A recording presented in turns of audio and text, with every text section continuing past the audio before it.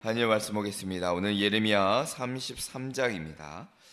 예레미야 33장 1절부터 26절까지 제가 지금 구약성경 1105면에 있습니다. 함께 한 절씩 교독하겠습니다. 예레미야가 아직 시위대 뜰에 갇혀 있을 때에 여호와의 말씀이 그에게 두 번째로 임하니라. 이르시되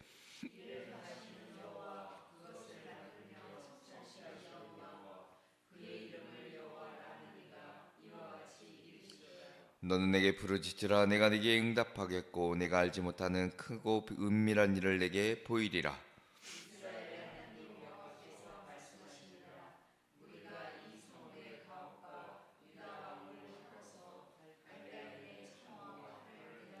싸우려 하였으나 내가 나의 노염과 분함으로 그들을 죽이고 그들의 시체로 이 성을 채우게 하였나니 이는 그들의 모든 악행으로 말미암아 나의 얼굴을 가리어 이 성을 돌아보지 아니하였음이라.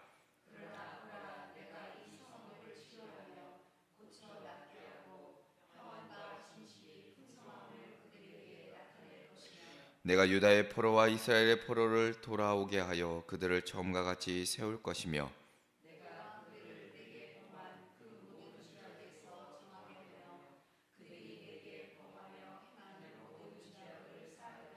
이 세계 열방 앞에서 나의 기쁜 이름이 될 것이며 찬송과 영광이 될 것이요 그들은 내가 이 백성에게 베푼 모든 복을 들을 것이요 내가 이 성읍에 베푼 모든 복과 모든 평안으로 말미암아 두려워하며 떨리라.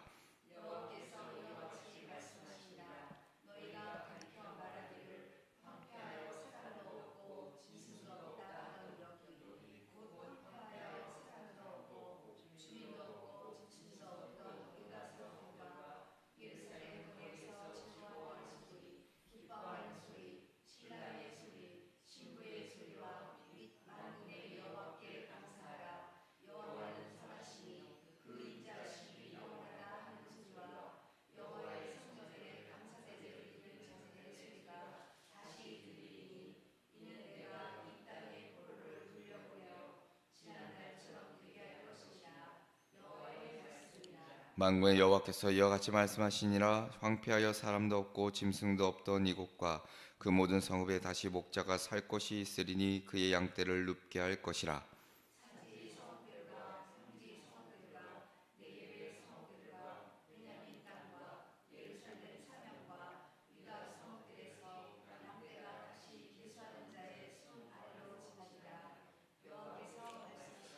여호와의 말씀이니라. 보라 내가 이스라엘 집과 유다 집에 대하여 일러준 선한 말을 성취할 날이 이르리라.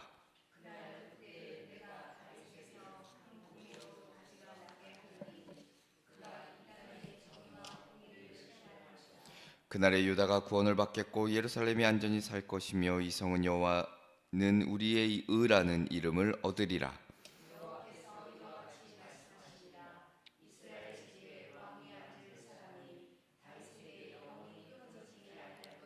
내 앞에서 번제를 드리며 소제를 사르며 다른 제사를 항상 드릴 제 사람 제사장들도 끊어지지 아니하리라 하시니라. 여호와께서 이와 같이 말씀하시니라. 너희가 능히 낮에 대한 나의 언약과 밤에 대한 나의 언약을 깨뜨려 주야로 그때를 잃게 할 수 있을진데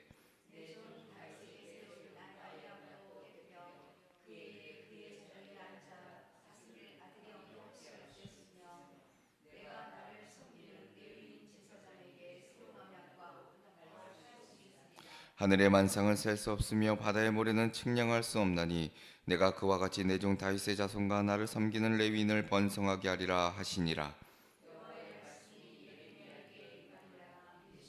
이 백성이 말하기를 여호와께서 자기가 택하신 그들 중에 두 가게를 버리셨다 한 것을 네가 생각하지 아니하느냐.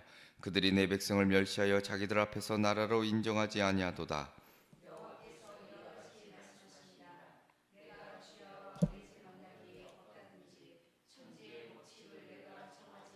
함께 읽겠습니다. 야곱과 내 종 다윗의 자손을 버리고 다시는 다윗의 자손 중에서 아브라함과 이삭과 야곱의 자손을 다스릴 자를 택하지 아니하리라.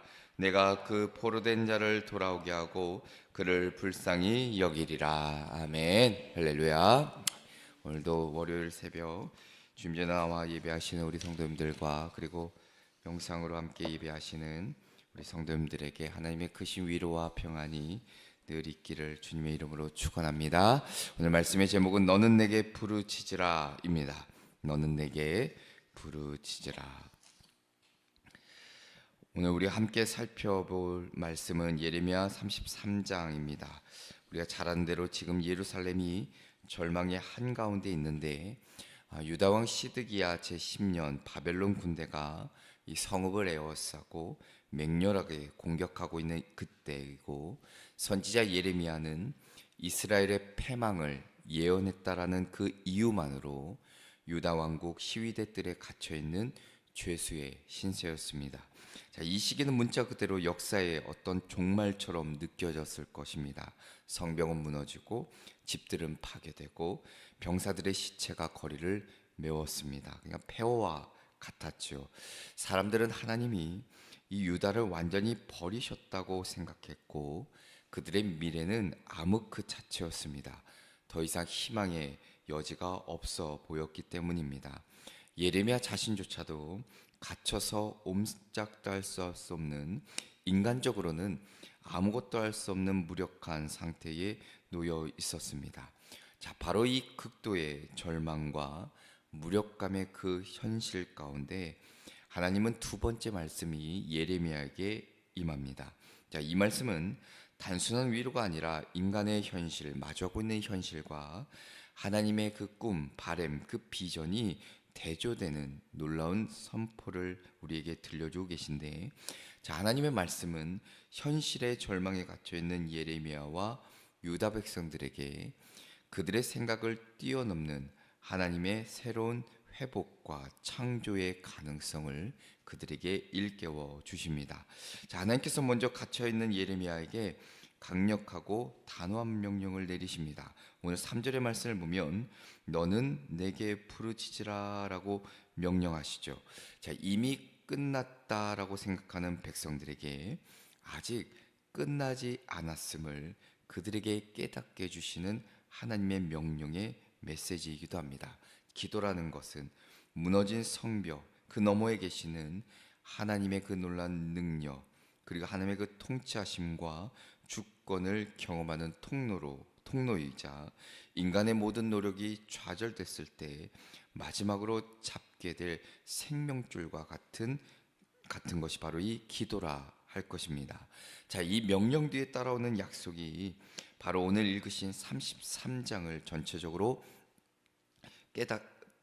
이해하게 만드는 아주 중요한 말씀인데, 오늘 우리에게 주신 가장 큰 위로이기도 합니다. 3절의 하반절에 보니까 내가 네게 응답하겠고 내가 알지 못하는 크고 은밀한 일을 내게 보이리라 말씀합니다. 크고 은밀한 일이라는 것은 당시 유다 백성들의 지식이나 상식으로는 도저히 상상할 수 없는 민족의 완전한 회복과 영원한 구원에 관한 하나님의 그 회복의 말씀을 의미하고 있습니다. 자, 오늘날 우리의 삶을 뒤돌아볼 때, 자, 예레미야 시대처럼 눈에 보이는 성읍의 멸망은 아닐지라도 우리 각자의 삶에는 감당하기 어려운 고난과 때로는 절망의 그런 삶이 분명히 있습니다. 때로는 깨어진 관계, 해결되지 않는 문제들, 희망이 보이지 않는 미래 앞에서 우리는 좌절하고 때론 기도할 힘마저 잃어버릴 때가 분명히 있다는 겁니다.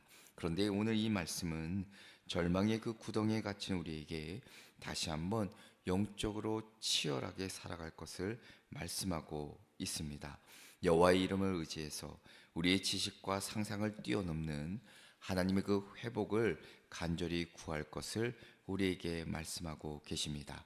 그래서 이 예레미야 33장은 하나님께서 우리를 포기하지 않으시고 무너진 자리에서 새로운 생명을 창조하시며 그 모든 약속이 예수 그리스도 안에서 영원히 확실하다는 그 진리를 우리에게 들려주고 계십니다.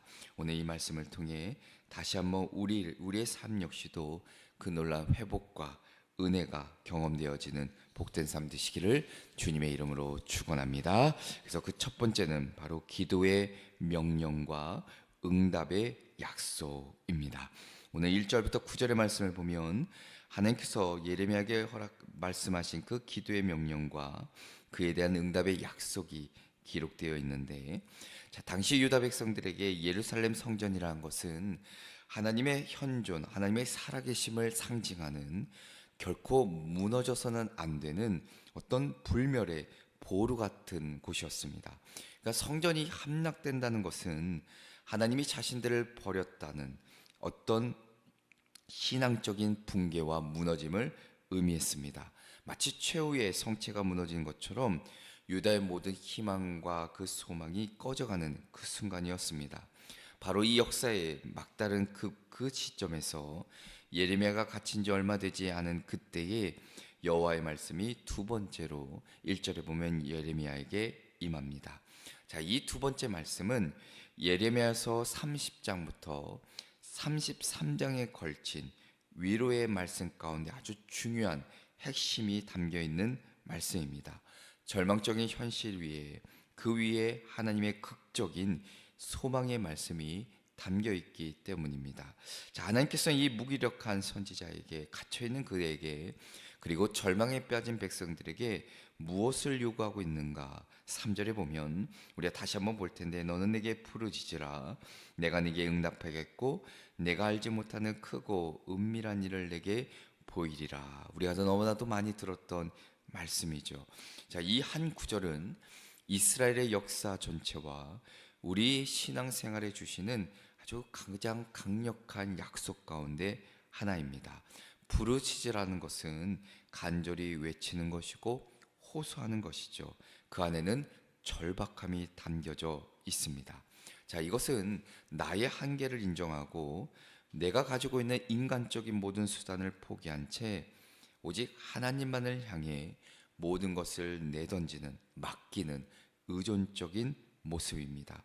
하나님은 형식적인 기도가 아니라 그 절박한 심정으로 하나님을 찾는 참된 신앙의 모습을 우리에게 요구하고 계신 것이죠. 자, 게다가 크고 은밀한 일, 앞서 설명드린 대로 우리의 상상을 완전히 뛰어넘는 위대하고 능력 있는 일을 말합니다. 하나님의 주권과 전능함이 발휘되는 압도적인 일을 뜻하지요. 인간의 지혜나 계산으로는 도저히 도달할 수 없고 이해할 수 없는 하나님의 비밀스러운 계획을 의미하기도 합니다. 그러니까 하나님은 예레미야에게 지금 네가 보고 있는 그 멸망의 현실, 무너지는 그 현실은 네가 아는 전부가 아니고 너의 눈으로는 볼 수 없고 너의 생각으로는 이해할 수 없는 그런 차원의 크고 은밀하고 견고한 비밀, 즉 완전한 회복을 내가 너에게 보여줄 것이다 라고 선포하고 있는 겁니다. 자, 그런데 하나님의 약속이 당장 눈앞의 현실과 조금은 괴리되어 있는 것은 분명하지요. 예레미야 오늘 읽으신 4절과 5절의 말씀을 보면 예루살렘이 바벨론의 공격에 의해 파괴되고 시체가 가득할 것임을 말씀해주고 있습니다. 자, 그런데 하나님은 멸망의 그 현실, 무너짐의 그 아픔과 고통을 말씀하시면서도 곧바로 6절에 반전의 드라마를 말씀하시는데, 자, 6절에 이렇게 기록합니다. 그러나 내가 이 성읍을 치료하며 고쳐낫게 하고 평안과 진실이 풍성함을 그들에게 나타날 것이며 라고 기록합니다. 육체의 병뿐만 아니라 공동체의 상처와 영혼의 죄까지 전인적인 회복을 이들에게 약속해주고 계십니다. 자, 하나님은 단순히 어떤 성벽을 재건하는 그런 분이 아니라 유다의 그들의 신앙적인 그들의 내면에 병든 영혼과 무너진 공동체를 고치시고 회복시켜 주시는 궁극적인 치료자가 되어 주신다는 것을 성경은 기록하고 있습니다. 게다가 평안을 약속해 주시는데, 자, 단순히 전쟁이 없는 상태가 평안이 아니라 하나님과의 관계가 온전해지고 그리고 하나님의 정의가 바로 선 그 상태, 모든 것이 제자리를 찾은 그 상태가 바로 평안이지요. 여기에 진실이 더해져서 이 평안은 일시적인 평화가 아닌 영원하고 견고한 하나님의 그 정의와 공의 위에 세워진 평화임을 약속해주고 계십니다.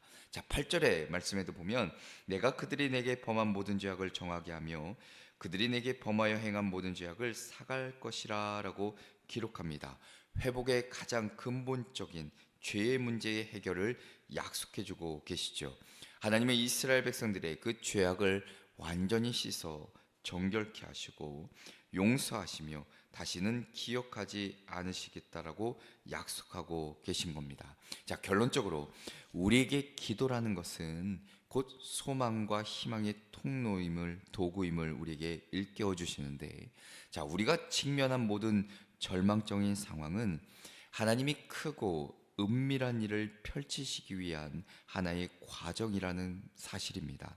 우리에게 필요한 것은 그 문제, 그 역경, 그 어려움의 크기에 압도되어 절망과 낙심 가운데 살아가는 것이 아니라 무기력한 그 감옥 안에서도 온 세상을 창조하시고 다스리시는 그 하나님께 부르시죠. 우리 삶의 근본까지 치료하고 회복시켜 주시는 그 하나님의 평안, 그 하나님의 위로를 간구하며 구하고 부르짖어야 된다는 겁니다. 이것이 절망의 구덩이에 갇힌 유다 백성에게, 그리고 오늘날 고난과 역경 속에 살아가고 있는 우리에게 주시는 하나님의 소망의 약속의 말씀이라는 것을 잊지 마시고 다시 한번 주님 앞에 부르짖으시는 저와 여러분 되시기를 주님의 이름으로 축원합니다. 두 번째는 삶의 자리에서 누릴 회복의 축복입니다. 삶의 자리에서 누릴 회복의 축복.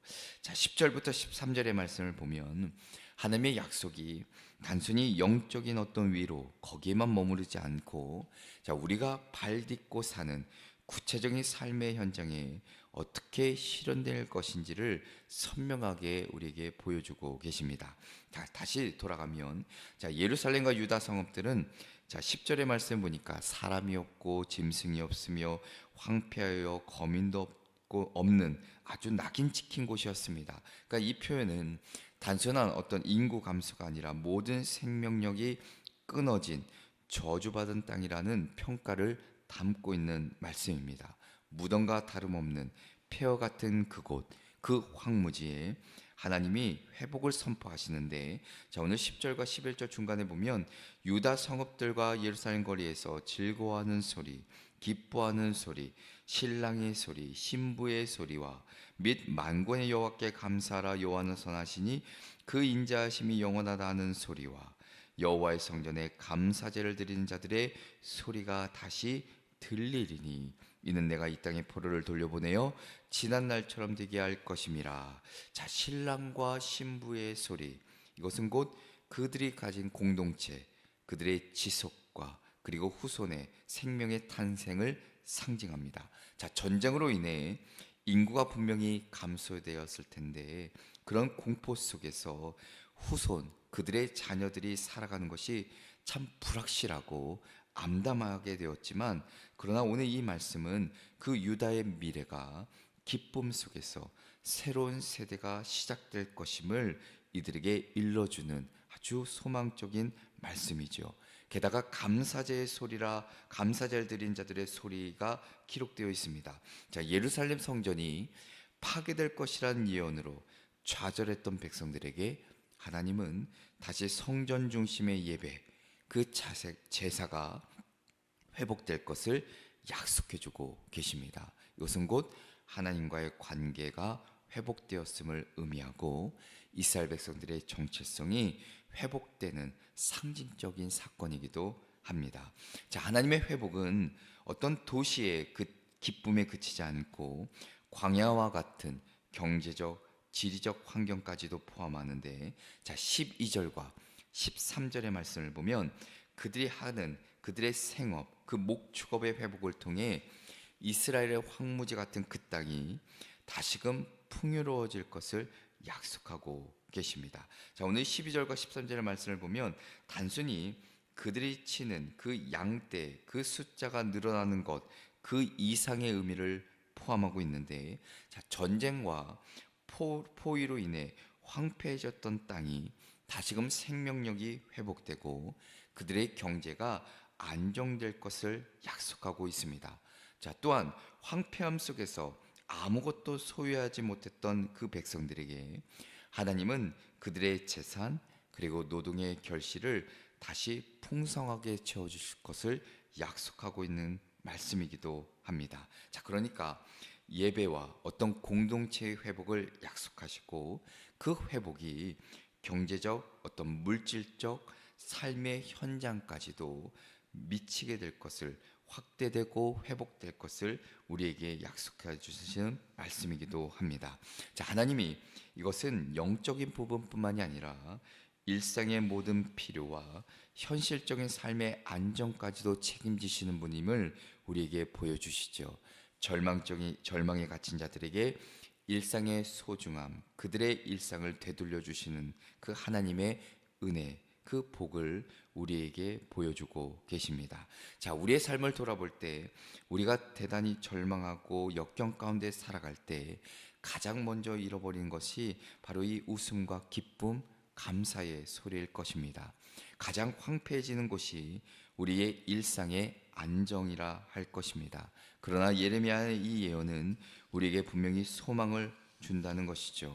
우리를 향한 하나님의 회복은 부분적이거나 일시적인 것이 아니라 우리의 침묵, 우리의 고통의 소리를 기쁨으로, 우리의 황무지를 풍요로운 목장으로, 우리의 슬픔을 감사의 예배로 바꿔주신다는 사실, 하나님께서 우리의 삶에 무너진 모든 자리와 잃어버린 일상의 기쁨을 회복시켜 주시고 풍성한 평안과 진실로 가득 채워주신다는 사실을 잊지 않으시는 저와 여러분 되시기를 주님의 이름으로 축원합니다. 끝으로는 영원히 변치 않는 언약의 확실성입니다. 영원히 변치 않는 언약의 확실성.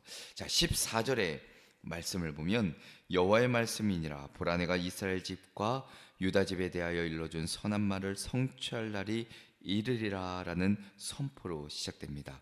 하나님의 구속의 역사가 시간 속에서 반드시 성취될 것을 말씀하시죠.